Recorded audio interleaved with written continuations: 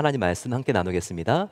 출애굽기 3장 1절부터 12절, 4장 1절부터 4절, 20절까지의 말씀 저희도 함께 받도록 하겠습니다. 출애굽기 3장 1절 말씀 제가 먼저 받습니다.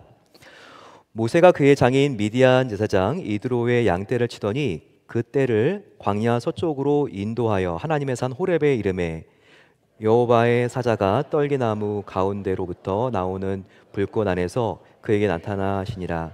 그가 보니 떨기나무에 불이 붙었으나 그 떨기나무가 사라지지 아니하는지라.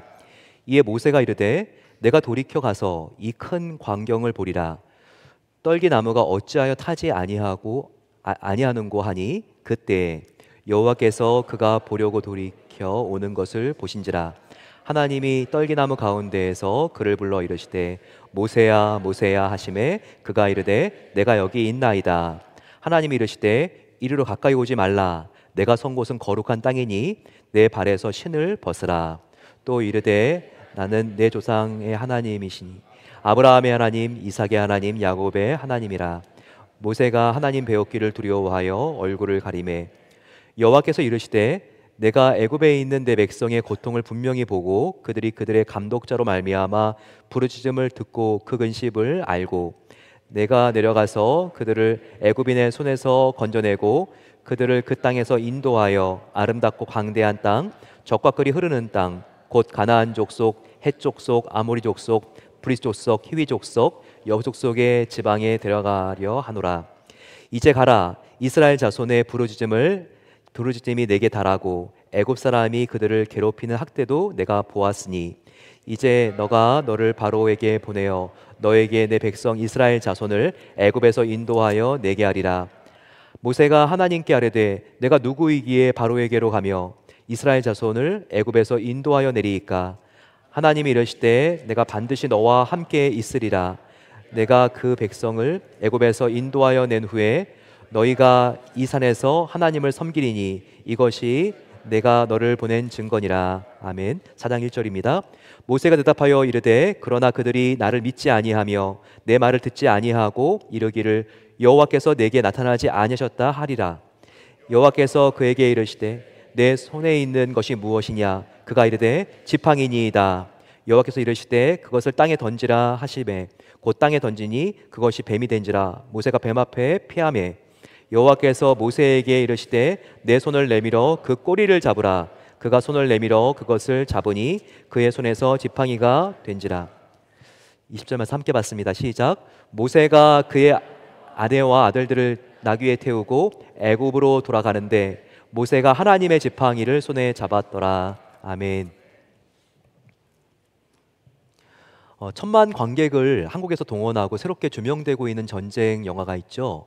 고대사 영화입니다. 바로 명량이라고 하는 영화인데요.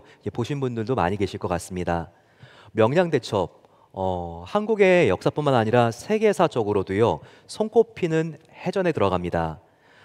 이 해전에는 일본군 수군 사령관 도도 다카토라라고 하는 이 수장이 330척이나 되는 많은 배를 이끌고 침입합니다.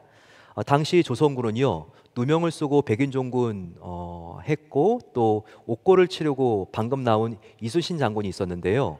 네, 이 어려운 시기에 조선 수군은 대파를 하게 되고 이제 판옥선 13척밖에 남지 않은 상황이었습니다. 정말 13대 330 정말 30배가 넘는 전력에 승리를 자신했던 일본군 수장은 경솔했습니다. 이제 곧 조류의 방향이 바뀔 텐데도 정말 이렇게 지금 우리의 군함이 많으면 반드시 승리할 수 있어 이렇게 경솔하게 함정인 줄도 모르고 그렇게 지금 이순신 장군의 유인 전술에 말려들고 맙니다. 이때 수군은 도망가고 있는 척하는 조선의 배들을 따라가면 안 됐습니다. 그곳이 무덤인지도 모르고 기세등등하게 명량해협으로 들어갑니다. 하지만 몇 시간도 지나지 않아서 정말 대패하게 됩니다. 50척이 넘는 왜군의 배가 침몰하게 되고 혼비백산하고 도망가게 됩니다. 이 전투는 열세 몰린 조선 수군에게는요 역전하고 임진왜란과 정유질환의 종지부를 찍는 터닝 포인트가 된 전쟁이었습니다. 명량해전에서 일본 함대가 대패한 이유는 무엇이었을까요? 여러 가지 이유가 있겠지만 가장 중요한 이유를 지금도 전술가들은 지휘관이 판단을 미스했기 때문이다 이렇게 생각을 합니다. 그때는 미끼 같은 조선 수군을 따라가면 안 되는 타이밍이었습니다. 하지만 아직 이기지도 않은 전쟁인데 승리에 벌써 도취된 나머지 경솔하게 진군 명령을 내린 일본의 수군장 도도 다카토라의 교만함이 이와 같은 패전의 주요 원인이 된 것입니다. 하지만 우리도 이와 비슷한 실수를 할 때가 많지 않나요? 살아가면서 후회가 되는 대부분의 실수는 무엇입니까? 그것은요, 타이밍에 대한 판단 미스인 경우가 많이 있습니다. 때를 제대로 분별하지 못했기 때문에 일어나는 실수들입니다. 우리는 성급하게 확 결정해버리고 뛰어들어서 후회할 때가 얼마나 많이 있나요? 제대로 준비도 되지 않은 상태에서 급하게 시험을 보거나 취업 인터뷰를 해서 떨어진 적이 혹시 있지 않습니까? 또한 충분한 신뢰관계가 형성되기 전인데 놓치면 너무나 아까운 사람인 것 같아서 타이밍도 제대로 이렇게 확인해 보지 않고 덜커덕 사업 파트너로서의 제안을 한다거나 또한 프로포즈 청혼을 했을 때 정말 거절을 당하게 되면 참 마음이 힘들고 어려울 수가 있습니다. 반대 경우도 있습니다. 교만하게 자신감에 도취된 나머지 방심하고 느긋하게 행동을 했다가 소중한 기회를 아깝게 놓쳐본 적은 없습니까? 정말 게으름을 부리다가 공항에 일찍 출발해야 되는데 그렇지 못해서 여유를 부리다가 늦게 도착해서 비행기를 놓치고 장례식이나 혹은 결혼식 같은 큰 일정에 차질이 생겨 본 적은 없습니까? 이렇게 라이트 타이밍을 정확히 맞추지 못하고 실수하는 이유가 무엇일까요?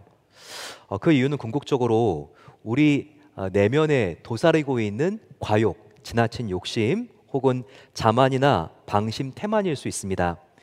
때로 과욕을 부린 나머지 기다리지 못하고 성급하게 나서다가 일을 그르치게 됩니다. 반대로 너무 교만하고 자신감에 독취된 나머지 방심하다가 느긋하게 행동해서 아까운 기회를 놓치게 됩니다. 정말 보게 되면요, 하나님의 시간을 제대로 맞추지 못하는 이유는요, 내면에 있어요. 다 우리 내면에 정말 도사리고 있는 죄성들이라고 말할 수 있습니다. 오늘 본문에 나오는 모세의 일대의 길을 한번 보게 되면요, 정말 이 모세 역시 그 안에 있는 죄성의 문제가 제대로 해결되지 못해서 하나님의 타이밍을 제대로 분별하지 못하는 안타까운 모습을 보여주고 있습니다. 모세가 어떤 사람입니까? 정말 그리스도인들 중에서 모세 모른다고 하면 간첩이죠. 네, 모세는요 본래 400년 동안 이집트에서 종살이하던 히브리 민족 이스라엘 백성들의 자손으로 태어났습니다. 당시 이스라엘의 인구가 아주 급성장합니다. 그러니까 지배계급이었던 이 이집트 사람들이요, 뭔가 좀 테러나 쿠데타가 일어나지 않을까 체제 전복 의식 때문에 굉장히 두려웠던 거예요.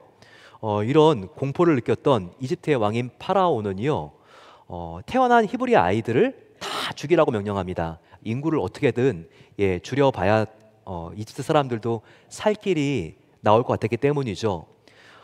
그때 모세의 부모는요, 모세를 낳았는데 너무나 이 아이가 가능성 있어 보이고 아름다워 보인 아이인 줄을 보면서 이 아이를 죽이지 않고 살릴 결심을 하게 됩니다. 그래서 갈대 상자에 역청을 아주 이렇게 세세하게 잘 발라서 나일강에 떠내려 보냅니다. 근데 정말 하나님의 계획과 섭리는 놀랍죠. 하나님께서는요, 아기 모세가 담긴 바로 이 상자를 다른 곳이 아닌 바로 이집트의 여왕 실세였던 합세스트 여왕이라고 추정되는 그 여인이 목욕하는 그 지점으로 하나님께서 보냅니다. 이 여인은요, 자녀가 없는 싱글이었어요. 그러면서도 그 당시에 정말 파라오의 버금가는 그 당시 최고의 실세였던 여인입니다. 정말 아이를 안 낳아본 이 여인이 상자 안에 너무나 아름다운 히브리 아이가 있는 줄 알고 한 번도 느끼지 못한 그 깊은 모성애를 느껴본 거예요. 그러면서 이 아이를 어떻게든 입양해서 키우기로 결정하게 되고 이 아이에게 왕자의 직위를 내리게 됩니다. 그로부터 모세는요 40년 동안 이집트의 왕궁에서 양육됩니다. 40년 동안 모세는 이집트의 왕궁에 있었지만 본인이 이스라엘 민족이라고 하는 이 정말 마음속에 민족의식이 항상 그 마음속에 투철하게 있었습니다. 그래서 노예로 지금 혹사당하고 있는 자기의 민족을 어떻게든 구해주고 해방시켜줘야 된다는 사명감에 그 마음이 불타고 있었어요. 그러던 어느 날 모세 인생에 엄청난 사건이 일어나게 됩니다. 공사장에서 사정없이 정말 이집트 관리인에 의해서 채찍에 두들겨 맞고 있는 동포를 바라보면서 분노에 치밀어 오릅니다. 그래서 있는 힘을 다해서 그냥 주먹을 휘둘러 버리죠. 그 주먹에 맞고 즉사한 이집트인, 어떻게든 지금 모세가 자기의 살인죄를 은폐됐기 때문에 흙으로 확 덮어버립니다. 하지만 이 살인죄가 드러날 수밖에 없었습니다. 결국 이집트의 파라오는 이집트의 왕자이지만 모세를 잡아 죽이려고 합니다. 또한 동족들도 그들을 위해서 했던 행동이었는데 이 모세에게 등을 돌립니다. 모세를 더 이상 지지해 주지 않습니다. 결국 유아기 때부터 들어와서 40년 동안 있었던 이 이집트 왕궁을 그는 떠나야 했던 것입니다. 여기서 우리가 굉장히 주목해야 될 게 있어요. 그것은 이집트인을 죽였을 때 모세는요, 그 속이 자기의 의로 가득 차 있었다는 거예요. 모세 안에는 민족을 구원하기 위한 나의 타이밍, 나의 시간, 나의 힘과 방법이 가득 차 있었습니다. 그 순간 정말 이 모세의 영혼과 양심에게 명령하는 것은 하나님의 사랑의 말씀이 아니라 바로 자기의 혈기와 교만과 또한 분노였습니다. 그는 속으로 이렇게 마음속에 중얼거리면서 주먹질했을 거예요. 나는 다른 히브리인과는 달라. 나는 이래봬도 이집트의 왕자야. 정말 내가 아니면 노예로 전락한 나의 동포들을 구원해 줄 자가 없어. 어느새 모세의 인생에서 진정한 왕은 하나님이 아니라 자기 자신이었던 것입니다. 이렇게 자기의 의로 가득했던 모세는요, 하나님의 때를 기다리지 못하고 주먹을 휘두르고 폭력을 행사했습니다. 그 결과 정말 살인이라고 하는 파괴적인 결말을 맞게 되고 단 하루 만에 광야로 망명하게 됩니다. 사랑하는 성도 여러분, 우리도 하나님 앞에서 나의 힘과 방법과 나의 지혜로 행동하고 말하고 결정하게 되면요, 항상 그 끝은 후회라는 것을 알아야 합니다. 하나님의 타이밍을 결국 이렇게 나의 결정을 하게 되면 우리는 놓치게 될 수밖에 없어요. 그래서 그분의 선하시고 온전하시고 완전하신 뜻을 이룰 수가 없습니다. 그분이 정말 나를 위해서 고이 예비하신 축복을 우리가 잉태할 수 없고 다 유산시킬 수밖에 없다는 것입니다. 오늘 본문 출애굽기 3장은요, 모세가 사람을 쳐 죽인 이후로 40년 뒤에 일어난 일입니다. 혈기왕성한 40세의 모세는요, 이제 늙은 노인이 되어 있습니다. 이제 80세, 정말 빈들에서 양을 치는 목자로 그는 전락해 있습니다. 그런데요, 지금 이 모세에게는 정말 혈기왕성했던 40대와 다른 문제가 발생하고 있습니다. 40년 전에는요, 하나님의 타이밍보다 자기의 타이밍을 앞세운 것이 바로 이 모세의 문제였습니다. 하나님보다 자신이 늘 앞서 나가서 성급했던 것이 문제라서 주먹질을 하고 사람을 쳐 죽이고 살인죄를 저질러 버린 것이죠. 하지만 40년이 지난 80세가 된 모세는요, 정반대의 문제에 직면해 있어요.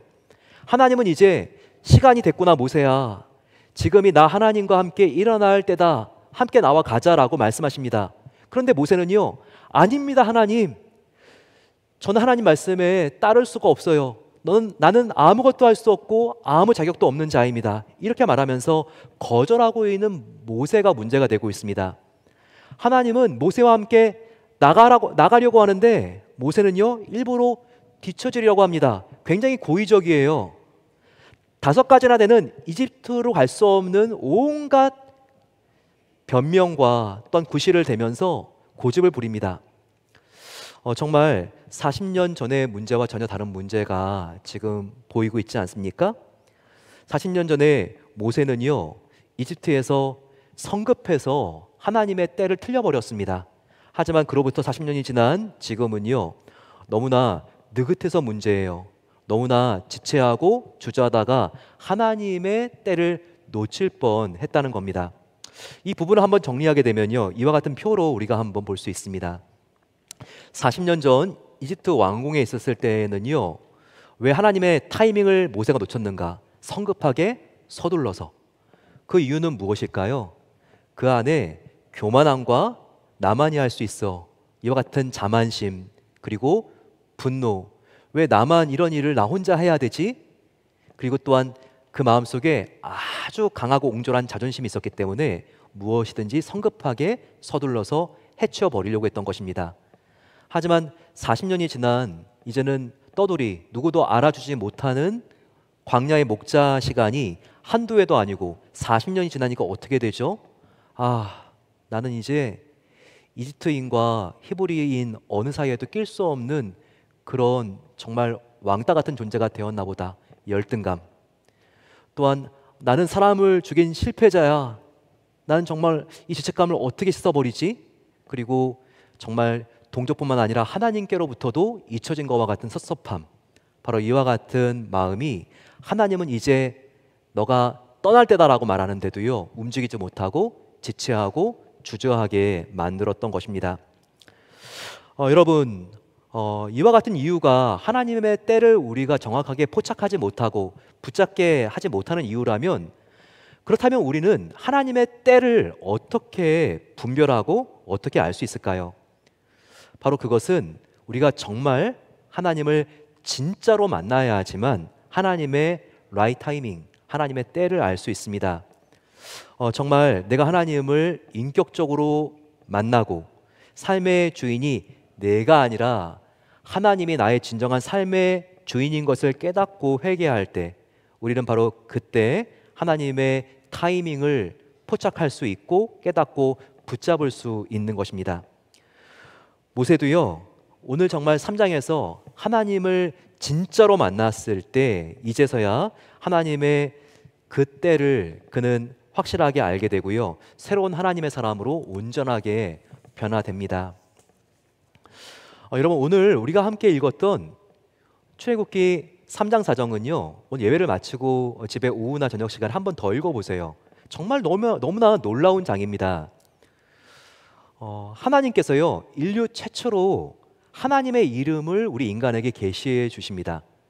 창세기 보면요, 아담에게도 하나님께서 하나님의 이름을 계시해 주지 않았어요. 하지만요, 나의 이름은 여호와다. 여호와라는 이름의 뜻이 뭔지 아니? 스스로 있는 자라는 뜻이다. 바로 이 말을 오늘 다른 사람이 아니라 모세에게 알려주신 것입니다. 그리고요, 모세는 하나님이 자기 이름 모르는 줄 알았어요. 근데 하나님이 모세에게요, 아무개야 라고 부르는 게 아니라 두 번이나 모세야, 모세야 라고 하면서 이미 모세의 이름을 알고 있었고, 그리고 항상 모세를 생각하고 있었다는 것을 우리에게 보여주고 있는 너무나 놀라운 장입니다. 근데 여러분, 이와 같은 하나님과 모세의 역사적이고 인격적인 만남이 지금 언제 일어나고 있죠? 모세가 막 출세의 가도를 달리고 있을 때인가요? 막 유명세를 타고 있을 때, 그때 하나님이 저렇게 유명한 인간 잘 키워주면 나도 이렇게 하나님으로 돋보이겠다라는 생각 때문에 하나님께서 그때 모세를 만나주시나요? 그렇지 않아요. 가장 모세가 힘들고 어렵고 그 누구도 모세에게 주목하지 않았던 무명, 바로 그때 하나님께서 모세를 만나주십니다. 모세가 어렵게 하나님 만나기 위해서 찾아가는 게 아니라요, 그 정말 외딴 곳에 정말 교고지에 최전방에 근무하고 있는 그 아들을 면회가는 어머니처럼요, 정말 이렇게 호렙산에 아무도 모르는 바로 그 들판에서 양을 치고 있는 바로 모세를 만나기 위해서 하나님이 직접 면회를 가신 것입니다. 그 당시에 모세는요, 정말 너무나 자존감이 다 무너져 있는 상태였어요. 꿈과 희망도 다 사라졌습니다. 이전에는 정말 민족이라고 하는 단어, 해방이라고 하는 단어만 들으면요, 막 마음이 뜨거워지는 시절이 있었어요. 하지만 40년이 지나니까 사명이 다 무엇입니까? 꿈, 사명 다 사치스러운 단어가 되고 말았던 것입니다. 정말 그의 마음에는요, 지독한 열등감, 40년 동안 나는 이와 같은 곳에서 정말 썩어야만 돼? 정말 살인자라고 하는 죄책감, 버림받고 철저하게 잊혀진 존재라고 하는 정말 그 섭섭함이 응어리져 가지고요, 이 응어리가 하나님께 나아가는 것도 막아서게 하는 걸림돌이 되었던 것입니다. 그런데 여러분, 하나님이 바로 이와 같은 상태의 모세를 찾아가신다는 게 이게 정말 너무나 위로가 되고 복음입니다. 왜냐하면 하나님도 저와 여러분들이 이럴 때 더욱더 마음속에 깊은 연민을 느끼시고 우리에게 더 가까이 찾아오시거든요. 정말 하나님과 예수님을 보십시오. 이 사회의 모범생들이 아니라 정말 일상의 자리에서 철저히 패배하고 목말라 지쳐 있는 사람들을 찾아오십니다. 예수님이 말했죠. 의사가 건강한 사람을 위해서 필요하냐? 아니면 아프고 병든 사람을 위하여 필요하냐? 그것처럼 나 예수도 의인이 아니라 바로 죄인을 위해서 왔다라고 말씀하십니다. 예수님께서 고향에서 하신 가장 정말 빛나는 예수님의 정말 데뷔 설교, 바로 어떤 말씀을 하십니까? 예수님께서 내가 온 이유를 알고 싶니? 나는 마음이 상한 자, 갇힌 자, 포로된 자를 위해서 왔다라고 말씀하십니다. 하나님도요, 다 그런 사람 만나주지 않나요? 야곱이 가정에서도 버림받고 정말 도주할 때, 정말 이제는 나 하나밖에 남지 않았구나, 정말 어떻게 가진 것이 이렇게 없을 수가 있지, 그러면서 옆에 있는 돌베개 하나 붙잡고 그렇게 자고 있을 때 야곱이 하나님을 찾아간 게 아니라 하나님이 야곱을 만나기 위해서 오시지 않습니까? 정말 5명이나 되는 남자하고도 진정한 사랑을 느낄 수 없었던 여인, 사마리아 여인, 바로 예수님이 이 여인을 찾아가십니다. 키가 작은 열등감 속에 헤매이며 모든 사람들이 정말 매국노라고 비판하는 이 여리고의 세무장이었던 삭개오를 보세요. 뽕나무 위에서 예수님을 바라보고 있는 그 삭개오를 예수님께서 이름을 부르면서 다가가고 찾아가지 않습니까? 바로 이와 같은 하나님이라는 거예요. 하나님을 만나는 데 있어서 저와 여러분들의 어떤 준비된 상태나 어떠한 자격이 필요 없어요. 그분은요, 내가 약할 때, 무너졌을 때 모세에게 직접 모세야, 모세야라고 부르면서 찾아오시는 것처럼 우리의 이름을 기억하시고 부르면서 찾아오시는 사랑의 아버지세요. 이것을 이 선지자는 알았기 때문에 이렇게 표현합니다. 여인이 어찌 그 젖먹이는 자식을 잊겠으며 자기 태에서 난 아들을 긍휼히 여기지 아니하겠느냐? 그들은 혹시 잊을지라도 나 여호와는 너를 잊지 아니할 것이다. 내가 너를 내 손바닥에 새겼고 너의 성벽이 항상 내 앞에 있나니라고 말하고 있습니다. 원어를 보게 되면요, 하나님이 우리 이름을요 하나님의 손바닥에 새겼다는 거예요. 볼펜으로 쓰면 지워지잖아요. 하지만 문신을 새기면 안 지워지잖아요. 하나님이 저와 여러분들의 정말 그 존재가 무엇인데 저와 여러분들을 잊어버리지 않기 위해서 손바닥에 문신보다 더 깊이 새기셨다는 거예요. 이게 얼마나 감사한 일입니까? 오늘 이 하나님이요, 지금 모세를 만나기 위해서 오십니다. 그런데 여기서 지금 3장 2절에 나와 있는 하나님이 지금 모세와 만나는 이 방법이 아주 특별한 것을 우리가 주목할 필요가 있어요. 저와 여러분들은 하나님을 어떻게 만납니까? 바로 지금 구원받은 저와 여러분들은요, 하나님의 말씀이 성경 66권으로 완결되어 있기 때문에 바로 이 성경 말씀을 통해서, 기도를 통해서 우리가 하나님을 만나죠. 근데 여러분 한번 생각해 보지 않았어요? 지금으로부터 3,500년 전에는 성경이 없었습니다. 성경이 없는 시대 모세는요, 어떻게 하나님을 만날 수가 있었을까요? 오늘 출애굽기를 보게 되면요, 하나님이 지금 모세를 아주 특별한 매개체를 통해서 만나는 것을 알 수 있어요. 그 당시는요, 하나님의 뜻을 알려주는 계시가요, 성경이 아니라 육성같이 들리는 하나님의 음성 같은 말씀이었습니다. 지금 하나님께서 모세에게 그의 이름을 부르면서 모세야 모세야 육성 말씀처럼 말씀하시잖아요. 책이 아니라 하나님의 음성을 느끼게 하시는 방법이었어요.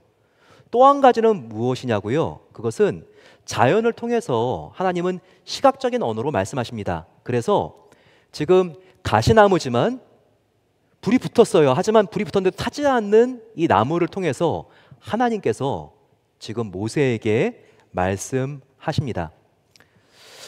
오늘 본문 2절 한번 보세요. 여호와의 사자가 떨기 나무 가운데에서 나오는 불꽃 안에서 그에게 나타나시는지라. 그가 보니 떨기 나무에 불이 붙었는데 그 떨기 나무가 사라지지 아니하는지라 라고 했습니다. 정말 오랫동안 40년이 넘게 광야에서 목자 생활을 한 모세는요, 산불이 나는 것을, 광야에 불이 나는 것을 너무나 자주 목격을 했습니다. 번개가 막 번쩍 치면서 이렇게 한 지역부터 막 불타기 시작하는 거죠. 그런데요, 우리가 같은 서부 해안만 보더라도요, 불에 타는 나무들 타 들어가는 속도가 다르잖아요. 보게 되면요, 이 오레곤 더글라스 트리 같이 아주 웅장한 나무는요, 이 한 나무를 전소시키는 데만 해도요 몇 시간이 걸립니다. 하지만 LA 산불 나는 거 보셨어요? LA는요 나무가 이렇게 오레곤 같이 굵지가 않잖아요. 다 여기 나오는 가시떨기 나무 같습니다. 지푸라기 같죠.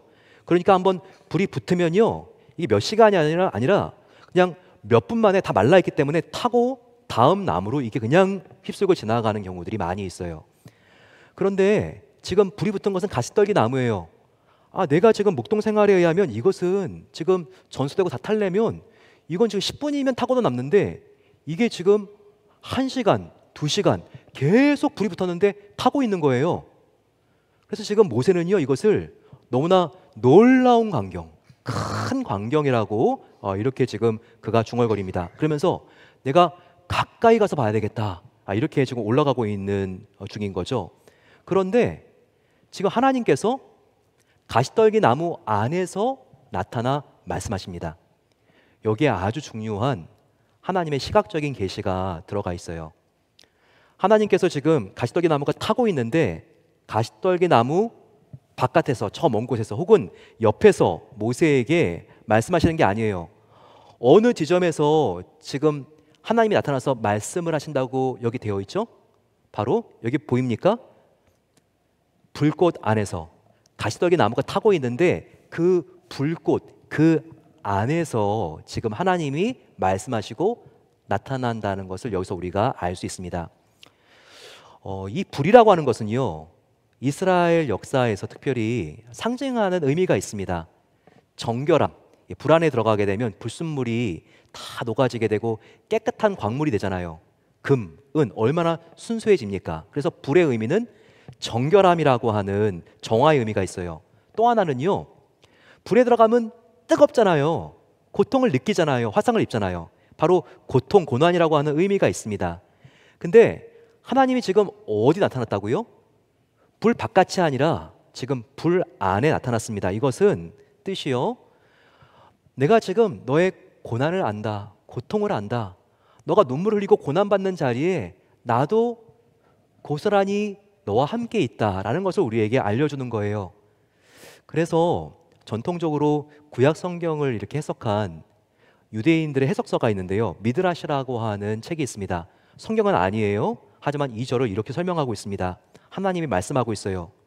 너 이스라엘이 고난 중에 있는 것처럼 나도 고난 중에 있는 것을 알지 못하느냐. 하나님은 저와 여러분들의 이름 석자만 기억하는 것이 아니라 하나님은요 내가 아플 때 같이 아파하고 계십니다. 내가 눈물 흘릴 때 같이 눈물을 흘리고 계세요. 내가 정말 지독한 한숨을 쉴 때 하나님은 가슴을 치고 계세요. 이렇게 우리의 모든 아픔과 고난을 듣고 계시고 바라보고 계시고 모든 것을 정말 경청하고 계시는 바로 그 임마누엘, 우리와 함께 하시는 하나님이 우리의 아버지라는 것을 믿고 마음속에 큰 위로가 함께 하시기를 소망합니다. 나는요 정말 내가 과거에 눈물 흘린 것도 이제는 기억이 나지 않아요. 하지만 그분은 나를 사랑하시는 아버지이기 때문에 나의 눈물을 모두 하나님 당신의 병에 담으셨다고 기록하고 있어요. 그리고 내가 기억할 수도 없는 눈물을, 정말 눈물을 몇 방울 흘렸는지까지도 다 세시면서 그 방울수를 기억하시는 분이 하나님이라고 시편에 나와 있습니다. 이와 같은 분이 나를 생명처럼 사랑하시는 아버지라는 사실이 얼마나 감사합니까? 바로 그 하나님이 고통받는 우리의 자리로 다가오신다는 것입니다. 그런데 그 하나님은요, 우리를 만나 주실 때 우리의 어떤 조건이나 우리의 한계나 우리가 얼마나 가지고 있는지의 소유와 상관없이 우리를 무조건적으로 만나 주시는 하나님이라는 거예요. 우리의 행위나 자격과 조건이 중요한 게 아니라 하나님은 오직 은혜로 저와 여러분들을 만나 주십니다. 이와 같은 하나님의 속성이 어디에 나와 있을까요? 지금 이 가지를 보게 되면요, 가시떨기 나무 가지에 불이 붙었는데 타지 않는 이 모습을 통해서 우리를 차별 없이 무조건적으로 품어주시는 하나님의 속성이 나와 있습니다. 어떻게 그걸 알 수 있냐고요? 과학 시간에 배워보셨죠? 불이 붙으려면 세 가지 요소가 있어야 됩니다. 그게 뭐죠? 세 가지 요소. 재료가 있어야 되고, 그리고 불이 있어야 되고, 열이 있어야 되고, 세 번째가 뭐죠? 공기, 산소가 있어야 됩니다. 이 세 개가 결합되었을 때 불타게 되는 거예요. 근데 보세요. 아주 초자연적인 현상이죠. 불이 붙었는데 타지 않습니다. 이게 어떻게 가능한 거죠?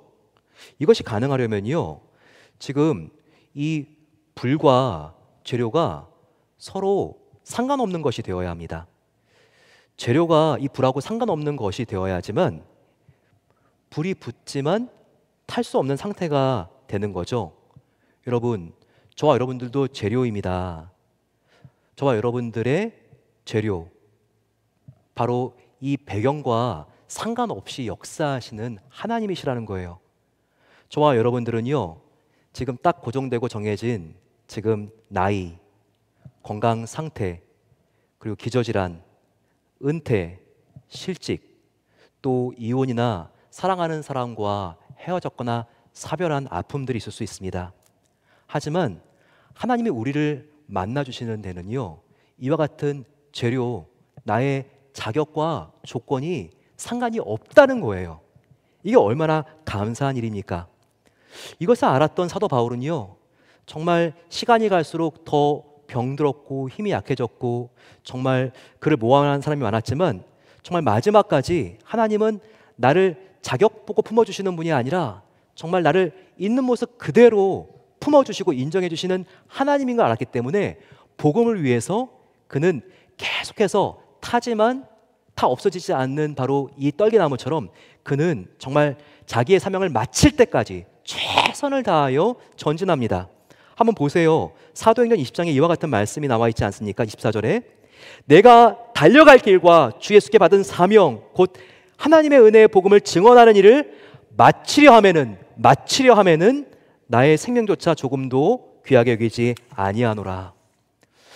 바로 이렇게 하나님께 나의 삶을 드렸을 때 불이 붙었지만 타지 않게 하고 계속 지속하게 하는 그 하나님을 바라보았기 때문에 사도 바울은요, 끝까지 자기와 함께 하시고 자기를 소멸시키지 않고 자기를 지켜주실 그 주님을 믿고 정말 그 표대가 되시는 예수님을 향해서 그는 끝까지 달려간 것입니다.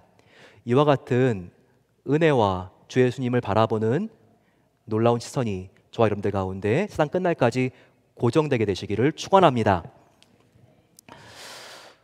하나님께서는요, 이와 같이 우리의 사명을 다 마칠 때까지 데려가지 않으세요. 사명 다 마칠 때까지 지켜주세요. 하지만 그 정도가 아닙니다. 하나님은요, 저와 여러분들의 과거의 상처, 이게 정말 하나님께 내가 나아가는 걸림돌인 줄 알았는데 이것도 하나님께 온전히 내어놓고 맡기면요, 과거의 실패와 상처도 놀라운 하나님의 비전과 또한 우리의 거룩한 사명이 될 수 있도록 바꿔주는 분이세요. 이걸 어떻게 알 수 있을까요? 여러분, 모세의 이름이 굉장히 흥미로운 거 아십니까? 예, 저희 교회도 모세라고 하는 너무나 이렇게 참 착하고 좋은 아이가 있죠. 네, 이 모세가 참 흥미로운 이름이에요. 아까 말씀드렸던 이집트의 여왕이 갈대 상자에 담긴 아주 이렇게 수상한 바구니를 보면서 그걸 열어봤는데 이 안에 아주 잘생긴 아이가 있었잖아요. 예, 그 아이를 바라보면서 이 아이를 안고 내가 물에서 건진 자다라고 하는 그 뜻의 모세라고 하는 이름을 붙여준 거예요. 근데 여러분, 이렇게 물에서 건져졌다고 하는 이 이름, 모세라고 하는 이 이름, 이게요 엄청난 축복이기도 하면서 사실은 모세에게는 이게 아픔이고 핸디캡이기도 합니다. 왜냐하면요, 영아 때부터 버려졌다고 하는 뜻 아니에요. 영아 때부터 그가 정말 버려지고 정말 누군가가 건져줬으면 소생할 수 없는 인생이라는 것을 증명해주는 이름이 바로 모세라고 하는 이름 아니에요? 하지만 여러분, 바로 건진받은 자라고 하는 이 모세라고 하는 이 사람이요, 앞으로 어떤 사람이 됩니까? 그는 나일강에서 건진받았지만 앞으로 더 무섭고 위험한 죽음의 바다 홍해로부터 수많은 사람을 건져주는 사람이 된다는 거예요. 이게 얼마나 놀라운 하나님의 섭리입니까? 그래요, 여러분, 건진받은 자만이 다른 사람을 건져주는 자가 될 수 있는 거예요. 정말 항암 치료로 너무나 힘들고 어려운 시간을 보내준 사람만이 지금도 정말 암으로 고생하고 힘들어하는 사람의 마음을 알 수 있는 겁니다. 정말 자녀의 연약함으로 피눈물을 흘리면서 가슴 아파 본 만이 지금 자녀로 방황하고 있는 부모의 마음을 이해할 수가 있는 거예요. 사랑하는 사람을 잃고 가슴 아파 본 사람만이 지금 가족과 이별하고 힘들고 어려운 시간을 보내고 있는 그 사람의 마음을 볼 수 있고 어루만질 수 있고 치유할 수 있는 거예요. 저와 여러분들 정말 이 모세가 건진받은 자지만 정말 이와 같은 아픔 하나님께 맡겼을 때 수많은 사람을 건져준 사람이 된 것처럼 그렇게 우리의 상처와 우리의 어두움을 숨기는 것이 아니라 하나님과 또한 사랑하는 우리의 정말 형제자매들에게 나누고 함께 우리가 하나님께 순종하고 나아감으로써 상처가 별이 될 수 있는 축복이 될 수 있기를 간절히 축원합니다. 이렇게 우리를 찾아오신 하나님은 우리를 찾아오신다고 했는데 하나님은 거기서 만족하지 않으세요. 찾아오신 하나님, 우리가 영접해서 우리 안에 들어오신 하나님은요, 우리의 인생의 손님 정도가 아니라 진정한 주인이 되기를 원하신다는 거예요. 바로 이것을 출애굽기 3장 5절이 우리에게 알려주고 있지 않습니까? 하나님이 이르시되 이리로 가까이 오지 말라. 너가 선 곳은 거룩한 땅이니 내 발에서 신을 벗으라 라고 했습니다. 그래서 모세는 무릎을 꿇고 신을 벗죠. 이 모습이 고대 사회에서 무슨 모습입니까? 종이 주인님 앞에서 엎드리는 모습인 것이죠. 이와 같은 모습이 또 어디 있죠? 성경 곳곳에 나타납니다. 여호와서를 보세요.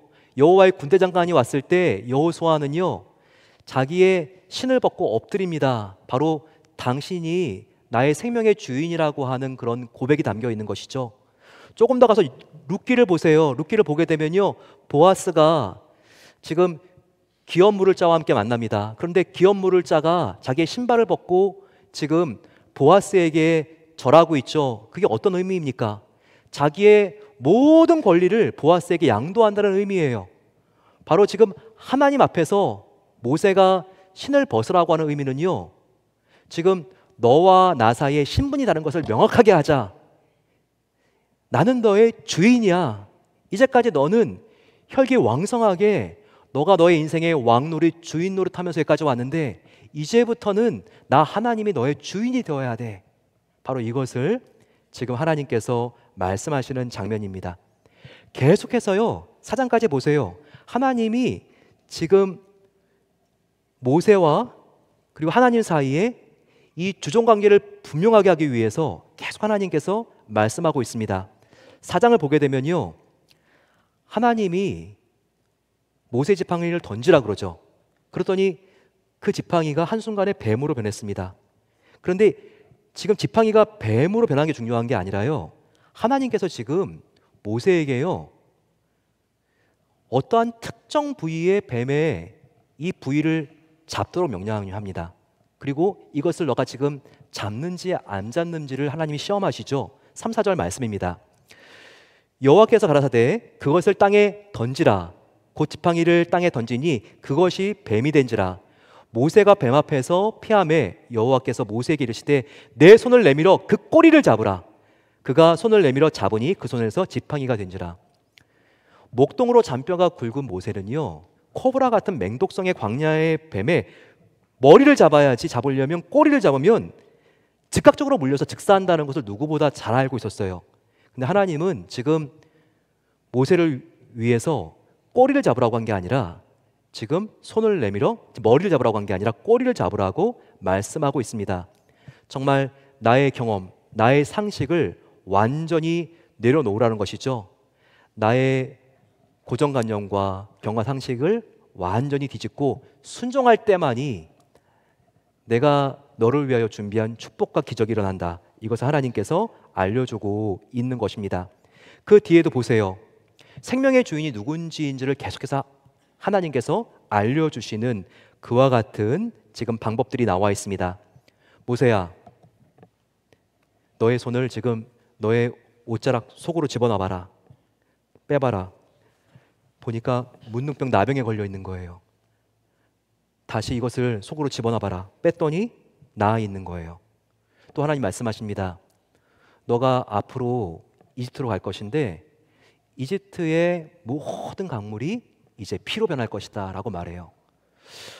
여러분, 이 나병이라는 것은요, 그 당시엔 고칠 길이 없었어요. 나병은 정말 불치병이었기 때문에 지금 하나님의 말씀에 순종해서 나병이 지금 걸렸다가 지금 회복된 것은요, 생명의 주관자가 하나님인 것을 알려주신 사건이에요. 그 당시에 나일강은요, 생명의 젖줄이었어요. 이 정말 긴 강을 통해서 이집트의 모든 사람들의 정말 생사화복, 의식주가 해결되는 생명의 강이었습니다. 그런데 한순간에 이것을 피로 물들이게 하심으로써 생명의 주인이 누군지인지를 확실하게 하자. 하나님께서 이것을 모세에게 도전하신 거예요. 이와 같은 하나님의 명령에 대하여 모세는 회개합니다. 이제까지 내가 주인이었는데 이제는 주인이 하나님이십니다. 자기의 신발을 벗고 엎드려 경배하죠. 이렇게 인격적으로 모세가 하나님과 만나고 그리고 자기가 주인 삼은 우상들을 내려놓고 하나님만을 유일한 나의 하나님으로 선한 목자로 그분을 따르니까요, 놀라운 일이 생깁니다. 하나님께서 이 모세에게 붙여주신 바로 이 불이요, 계속해서 커지는 놀라운 역사가 임합니다. 여러분, 놀라운 사실이요, 지금 모세가 하나님을 처음으로 만난 이 출애굽기 3장은요, 지금 하나님의 불이 굉장히 작아요. 그냥 가지 하나에 붙어가지고요, 요만큼 사이즈로 지금 이렇게 그 안에서 하나님께서 음성을 들려주시고 하나님이 임재하시는 그런 불입니다.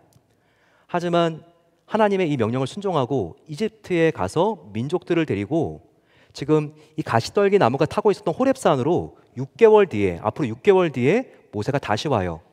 그랬더니 여러분, 이 지금 가지에 붙었던 이 작은 불이 얼마나 커져 있는 줄 아십니까? 6개월 사이에 보게 되면요, 출애굽기 3장에 처음으로 모세가 하나님을 만난 가시떨기에 불이 나오고요, 출애굽기 13장에 보게 되면요, 민족들을 데리고 와서 호렙산에서 십계명을 받기 위해서 지금 당도한 하나님의 불이 나오는데요, 스케일과 사이즈가 정말 상상할 수 없이 차이가 납니다. 보게 되면 출애굽기 19장 18절을 보세요. 시내산의 연기가 자욱하니 여호와께서 불 가운데에서 거기 강림하심이라. 그 연기가 온기가마 연기같이 떠오르고 온 산이 크게 진동하며. 여러분, 이 불도요, 같은 속성의 불, 정말 가시떨기의 불이 6개월 사이에 커져서 이렇게 큰 불이 된 것을 알 수 있습니다. 같은 불이에요. 어떻게 그걸 알 수 있냐고요? 여기 18절 보세요. 가시떨기에서도 불 가운데에서 하나님 말씀하고 있는데 지금도 하나님이 어디 계세요? 그 화산같이 큰 불인데도요, 불 가운데에서 하나님이 말씀하십니다. 연기가 자욱하니 여호와께서 불 가운데서 거기 강림하시니. 그리고요, 가시더미가 지금 불이 붙었지만 타지 않는 것처럼 지금 산 전체에 시내산 호렙산에 불이 붙었는데 지금 이 산이 타지 않습니다. 같은 불입니다. 같은 속성의 불이에요. 이걸 통해서 무엇을 알 수 있습니까? 우리가 하나님과 친밀한 관계를 항상 우리가 목숨같이 사모하고 우리가 주인 삼은 것을 하나님께 내려놓고 주님을 신뢰하고 따르면요, 내 안에 있는 성령의 불이 계속해서 커진다는 거예요. 정말 이 성령의 불이 나의 죄를 소멸하고 나의 모든 우상들을 녹이고 정말 더욱더 하나님을 사모하고 우상들을 내려놓을 때 정말 하나님께서 우리의 인격과 생활에 하나님께서 영속적인 지속적인 풍성한 불을 계속해서 허락하신다는 거예요. 우리가 왜 자꾸 신앙생활을 제대로 해보려고 하는데 작심삼일이 되고 맙니까? 왜 뭔가 신앙생활을 해보려고 하면 정말 매너리즘에 빠지고 이번에도 또 안 되고 또 침체에 빠지면서 우리가 탈진하고 맙니까? 많은 경우에요, 신앙생활도 내 힘으로 해보려니까 안 되는 경우들이 참 많아요. 하지만 정말 이 신앙생활을 내가 제대로 해보려고 하는 것도 이것도 내가 주인이기 때문에 그러는 거예요. 하나님, 나는 정말 자격 없는 자입니다. 나에게는요 정말 이만큼도 거룩할 수 있는 내 안에 힘과 능력이 없어요. 우리가 고백하고 나갈 때 하나님은 내가 나의 신앙에 불을 붙이는 것이 아니라 꺼질 수 없는 하나님의 놀라운 화염 같은 불을 붙여주세요. 그럴 때 여러분, 우리가 정말 한 번에 끝나는 그런 신앙생활이 아니라 정말 주님을 위해서 우리가 사도 바울처럼 끝까지 달려가는 그런 정말 하나님께서 기뻐하시는 고차원의 신앙생활을 할 수 있다는 겁니다. 성경신학자 아돌프 핑크가 있습니다. 그는요 특별히 이 가시떨기 나무 안에 있는 불은 성령님을 의미한다, 하나님. 그리고 가시떨기 나무 가지는 바로 모세의 자아상이다, 바로 이것은 우리 성도의 모습이다 라고 말하면서 이렇게 말합니다. 가시떨기 나무는 모세의 그림자입니다. 사막에 아무렇게나 버림받은 그 흔하고 흔한 가시떨기 나무, 이 보잘것없는 가시떨기 나무는 바로 모세 자신의 모습이었습니다. 이러한 사실을 깨닫지 못하고 한때 오만과 자신감에 가득 차 있었습니다. 그가 모세가 자각해야 될 사실은 자기가 가시떨기 나무에 불과하다는 것이었습니다. 젊은 시절 이 가시떨기 나무였던 모세는 자기의 힘으로 불을 붙여서 혈기 가득 차 뛰어다녔습니다. 그러나 한 시간도 타지 못하고 하루도 견디지 못하고 연소되어 재가 되어 쓰러지고 말았습니다. 여러분 그렇지 않습니까? 우리도 그렇죠. 하지만 여러분, 내 힘으로 신앙생활 하려고 내가 정말 내 신앙에 불을 붙이는 것이 아니라 정말 하나님 앞에 나아가 우리가 나의 힘으로 안 되는 것을 하나님 앞에 고백하고 그리고 우리의 인생을 하나님께 맡기고 나갈 때 하나님은 꺼지지 않는 성령의 불을 더욱더 영속적으로 지속적으로 풍성하게 허락하실 줄로 믿습니다. 그와 같은 성령의 불을 선물로 받으시는 저와 여러분 되시기를 간절히 축원합니다. 마지막입니다. 우리는요 내 안에 계시는 하나님의 임재를 느낄 때 이 세상을 이길 수 있는 힘이 나온다는 것을 알아야 합니다.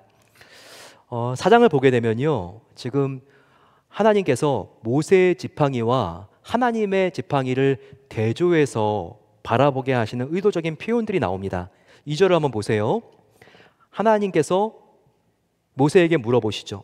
여호와께서 그에게 이르시되 너의 손에 있는 것이 무엇이냐? 그가 이르되 지팡이니이다 라고 말합니다. 하지만 지금 이 모세가 쥐고 있는 이 지팡이, 바로 지금 이 목자의 막대기는요 20절에는 완전히 다른 표현으로 나와 있습니다.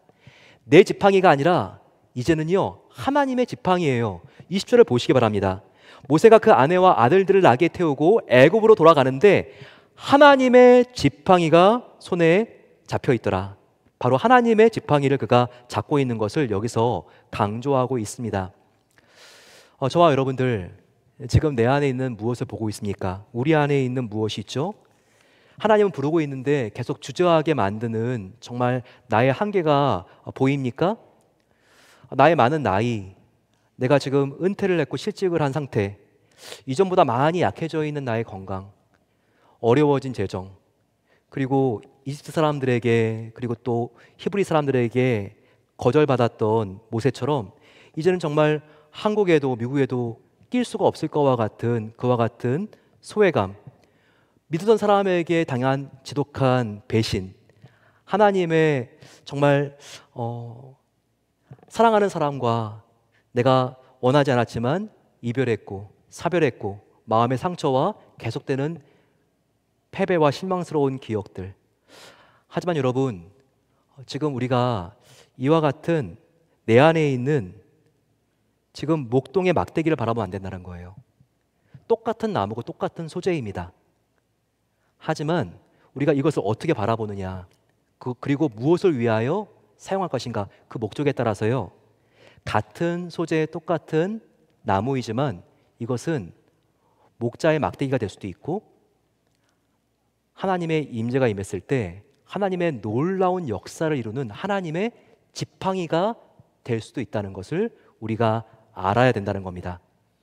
중요한 것은요, 내가 어떠한 각도로, 내가 어떠한 관점으로 내가 지금 당해 있는 거, 나의 한계적인 객관적인 지표들과 제약과 상황들을 바라보느냐, 바로 거기에 달려 있다는 거예요.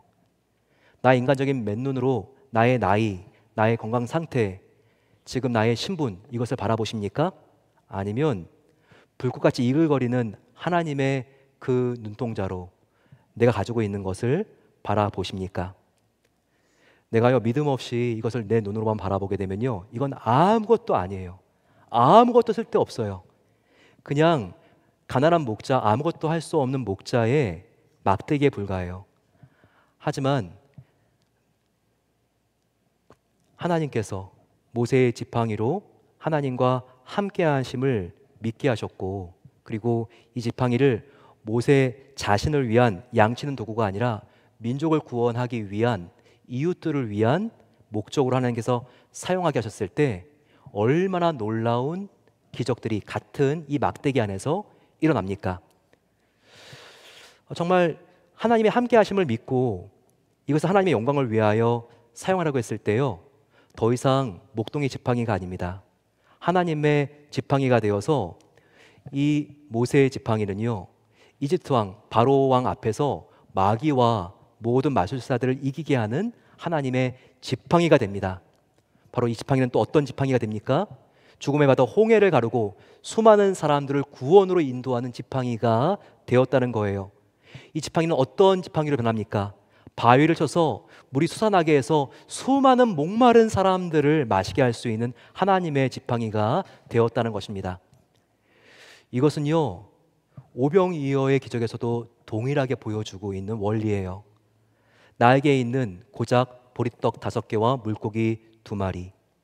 하지만 이것을 바라보며 불평하지 않고 작게 여기지 않고 감사하면서 하나님께 이것을 맡기며 하나님을 위하여 사용하라고 했을 때 이것은 5천 명을 먹이고도 12광주리가 남는 놀라운 기적을 일으키지 않습니까?